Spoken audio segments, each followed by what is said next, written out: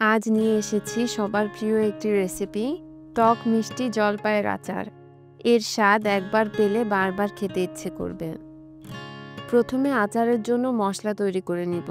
একটি কড়াইতে লো আঁচে 2টি শুকনো মরিচ দিয়ে দিব।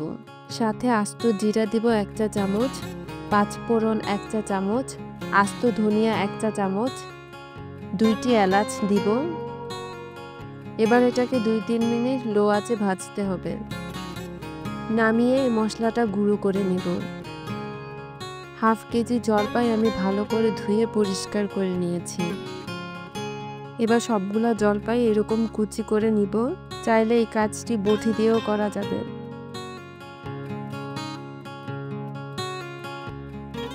এখানে 1 কাপ চিনি জলপাইয়ের সাথে খুব ভালো করে মিশিয়ে নিব।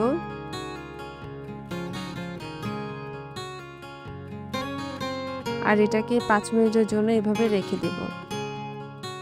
5 মিনিট পর এখন আচারটা বানিয়ে নিব। আঁচ মাঝারিতে রেখে কড়াইতে জলপাইগুলা দিয়ে দিব। কিছুক্ষণ নেড়েচেড়ে নিব চিনিটা গলে যাওয়া পর্যন্ত। লবণ দিব 1 চা চামচ, 1 চা চামচ মরিচের গুঁড়া দিব, হলুদের গুঁড়া দিব হাফ চা চামচ, আর যে মশলাটা গুঁড়ো করে রেখেছি সেটা দিয়ে দিব 1 চামচ। এবার মশলা জলপাইয়ের সাথে খুব ভালো করে মিশিয়ে নিব আর এভাবে 2 মিনিট রান্না করব। এবার আচারটা 5 মিনিটের জন্য ঢেকে রান্না করব। এখন এই জলপাইটা কিন্তু খুব ভালো করে সেদ্ধ হয়ে গেছে। মশলা আর চিনি শিরা দুটোই জলপাইয়ের ভিতর পর্যন্ত ঢুকেছে। এখন ভাজা মশলার থেকে আমি 1 চামচ মশলা দিয়ে দিব।